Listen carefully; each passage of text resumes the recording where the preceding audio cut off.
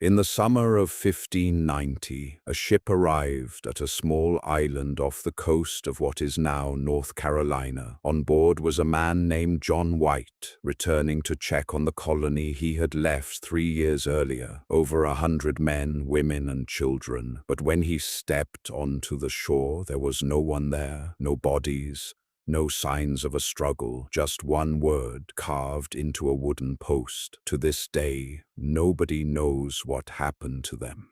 To understand what happened, we have to go back to 1587. England wanted a foothold in the New World, and a group of settlers, led by John White, set sail across the Atlantic to establish a permanent colony on Roanoke Island. Among them was White's own daughter, and soon after arriving, she gave birth to a girl named Virginia Dare, the first English child born in the Americas. Supplies were running low almost immediately. Relations with neighboring Native American tribes were tense, some friendly, some not. White made a difficult choice. He would sail back to England alone, gather more supplies, and return as quickly as possible. He left behind everyone he knew, including his own family. White expected to return within months. Instead, it took him 3 years. England was at war with Spain. Every ship, including the one White needed, was seized for the war effort. He tried again and again to secure passage back to Roanoke,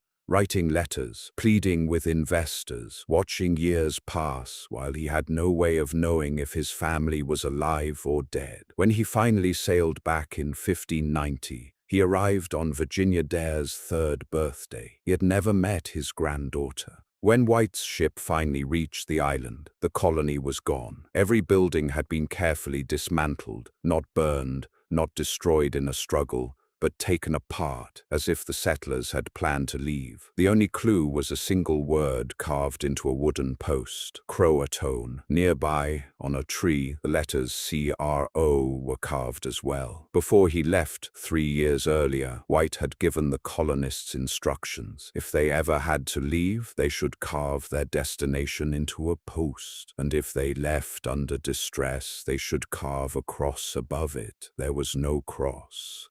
Croatoan was the name of a nearby island, home to a Native American tribe that had been friendly with the colonists. It seemed like a clear message. They had gone there. White wanted to sail to Croatoan Island immediately, but a hurricane was approaching. His crew refused to risk the journey. The ship's anchor cable snapped in rough seas, and the captain made the call. They were heading back to England. White never returned to Roanoke. He died years later, still not knowing what happened to his daughter, his granddaughter, or the more than 100 people he had left behind. For over 400 years, historians and archaeologists have tried to solve what happened. A few theories stand out. The most widely accepted: the colonists assimilated into the Croatoan tribe, moving to the island and integrating with the community there, which would explain the calm, deliberate way the settlement was dismantled and the word carved on the post. Others believe the colonists split into smaller groups and tried to survive independently, some possibly moving inland and encountering hostile tribes. A darker theory suggests the colony was wiped out by disease or conflict before anyone could carve a distress symbol at all. In 1998, and again in more recent excavations, archaeologists found European-style artifacts on Hatteras Island, the modern name for Croatoan, including a rapier hilt and English pottery, dated to roughly the right time period. It's not proof, but it's the closest thing to an answer anyone has found.